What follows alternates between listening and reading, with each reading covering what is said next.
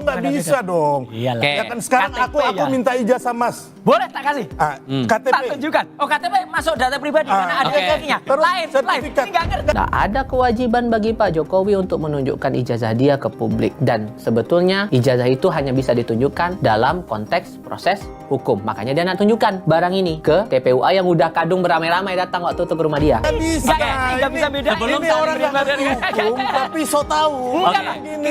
Kita tahu Nggak bisa, Mas. undang-undang Kita coba. Nggak ada. Oke. makanya. Kuncian yang aku dapat dari perspektifnya Roy Suryo, identik itu belum tentu asli, identik belum tentu autentik. Mempertanyakan keaslian ijazah Presiden ke-7. Asli tidaknya ijazah Joko Widodo. Jasa palsu Joko.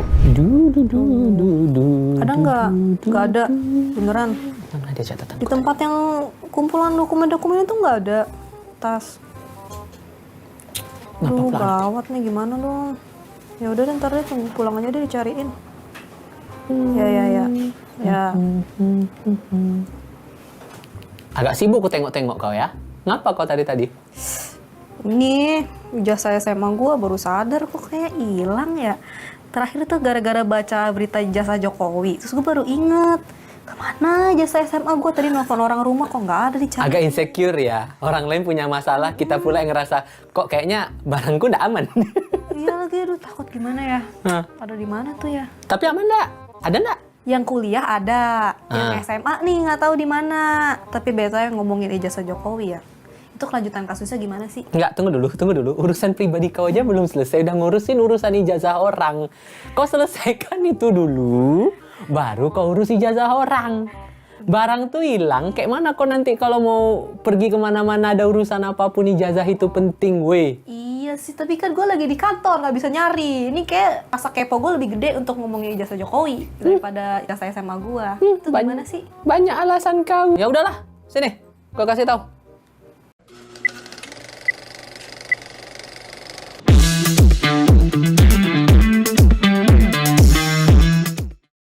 Awalnya tuh gini, yang ku ingat nih ya, ini sambil aku buka catatan aku tadi, gara-gara kau bahas nih, aku buka lagi catatan tuh kan.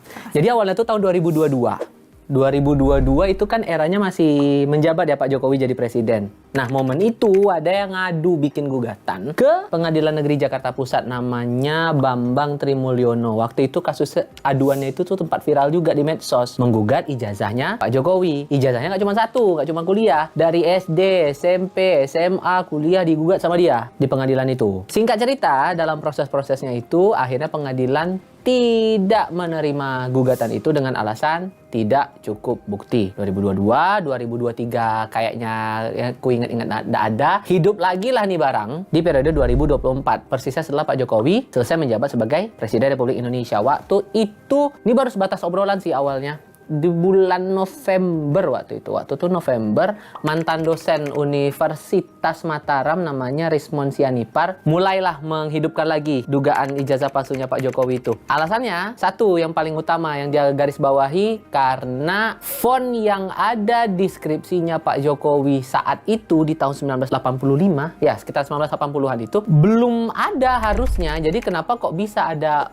font Times New Roman di sampul ijazahnya Pak Jokowi? Disitulah letak keraguan dia. Makanya dia mempertanyakan nih betulan asli atau enggak nih ijazahnya Pak Jokowi. Tapi konteksnya dia baru sebatas meragukan, belum ngadu. Nah, baru ada aduan di bulan berikutnya itu kan November aku bilang kan. Baru ada aduan itu di bulan Desember 2024. Dan itu diadukan langsung sama yang namanya Egy Sujana, Ketua Tim Pembela Ulama dan Aktivis TPUA waktu itu. Dia ngadu ke Barreskrim bulan Desember 2024 dengan terlapor 2 orang. Yang terlapor itu Pak Jokowi sama Rektor Universitas Gadjah Mada, Ova Emilia. Dugaannya adalah dugaan ijazah palsu. Nah, setelah diadukan kan nunggu berapa bulan dulu tuh. Di tahun baru 2025 persis satu di bulan April mulai menggeliat lagi nih upaya-upaya dari TPUA yang ngadu ke Barreskrim itu buat cari kebenaran ini ijazahnya Pak Jokowi betulan asli atau enggak. Tanggal 15 bulan April yang ku catat nih, TPUA tuh sempat datangin Fakultas Kehutanan UGM minta klarifikasi dari pihak dekanat. Nih ijazahnya Pak Jokowi asli atau enggak nih. Minta jawaban lah intinya kayak gitu. Terus besoknya di tanggal 16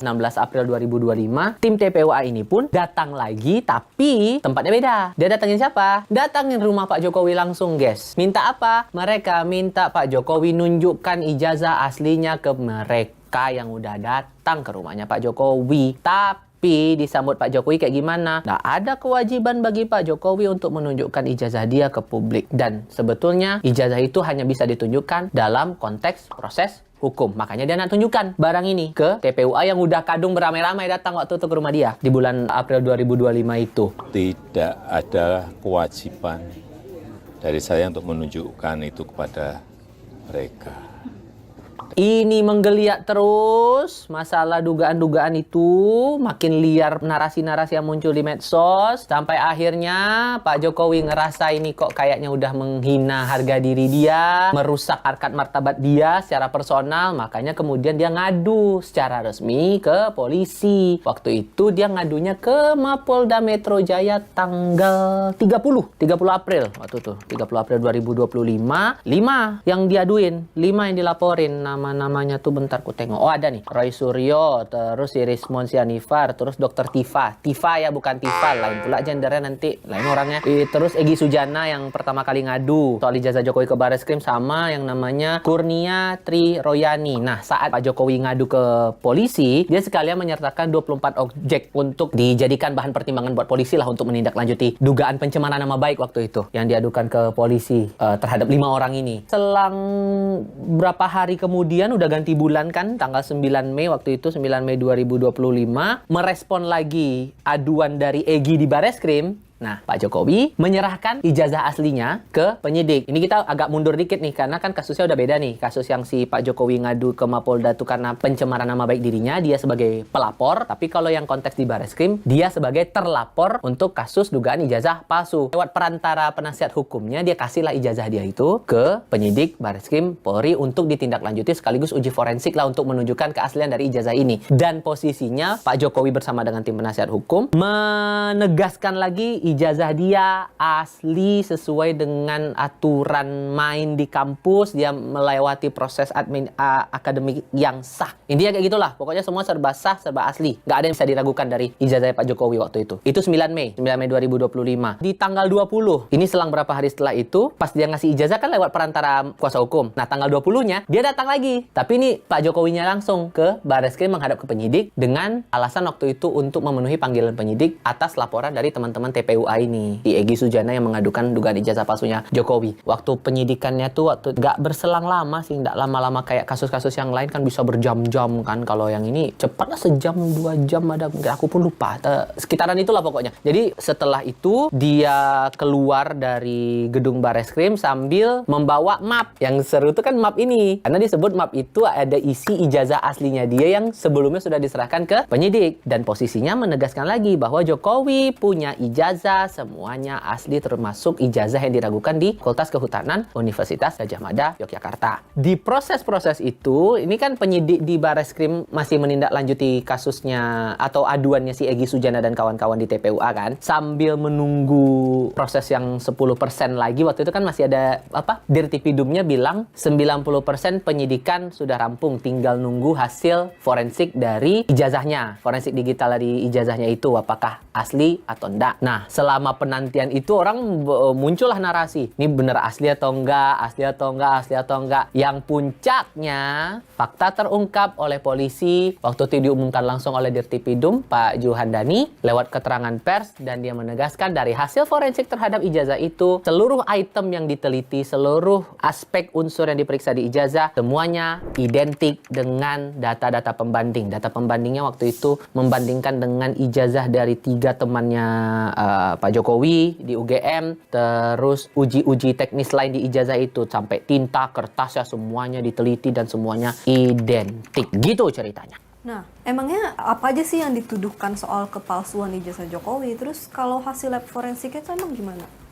Agak teknis sih sebetulnya kalau mau dijelasin. Cuman gini, kalau yang respon tadi kan aku bilang masalah font skripsinya Jokowi Times New Roman. Dia bilang kalau di era 1980-an itu font Times New Roman tuh belum ada. Jadi belum eksis. Makanya dia meragukan kok bisa skripsi dia pakai font itu. Padahal kan belum eranya ada font begitu.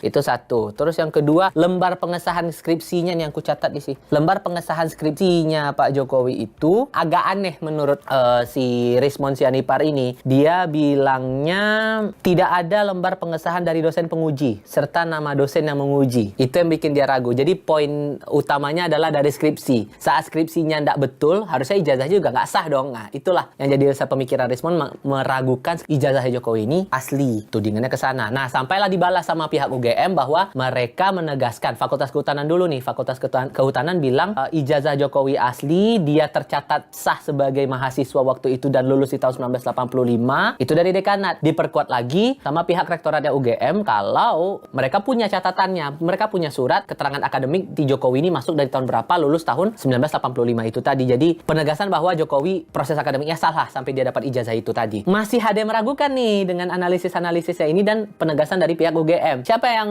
masih meragukan? Roy Suryo, yang masih kita dengar nih pendapat-pendapatnya sampai sekarang. Yang paling ia ragukan itu unsurnya adalah foto. Foto di ijazah yang tidak sesuai. Dan itu muncul lagi narasi-narasinya di media sosial. Ini Jokowi bukan. Kayaknya ini bukan Jokowi tapi orang lain. Nah, kayak gitu-gitulah. Jadi unsur-unsur di ijazahnya pun juga diragukan. Tahun ijazahnya juga diragukan. Jadi semuanya serba bertanya-tanya. Ini betul atau enggak sih? Betul atau enggak sih? Nah, itulah berkelindan sampai sekarang. Makanya masuk ke proses hukum. Hukumnya nggak cuma di aduan ke polisi, tapi gugatan-gugatan perdata yang sekarang tuh udah masuk tahap sidang. Jadi udah mediasi di awal tuh. Udah mediasi awal. Si pihak penggugat meminta Pak Jokowinya hadir ke persidangan dan menunjukkan langsung ijazah aslinya ke depan penggugat. Dari pihak kuasa hukum sama Pak Jokowinya tetap bilang tidak mau dan tetap meminta prosesnya tetap maju ke persidangan. Ya udah, berterusan aja itu barang sampai sekarang. We'll see bakal gimana arahnya gitu. Terus tapi hasil dari lab forensiknya tadi? Nah, kalau lab forensik itu, tadi kan sempat gue singgung tuh, ada beberapa data yang jadikan pembanding sama polisi untuk bisa menunjukkan atau membuktikan keaslian ijazah Pak Jokowi yang dibawa ke Barreskrim waktu itu. Pembanding dengan 3 temannya Jokowi, itu dah tadi ya kan. Terus masalah tanda tangan, tintanya yang ada di ijazah itu, cap stempelnya, identitas dekan sampai rektor dalam ijazah, intinya semuanya identik. Itu kata polisi yang ngusut laporan si TPUA ini di tahun berapa tadi ku bilang? Tahun 2024 ya, di tahun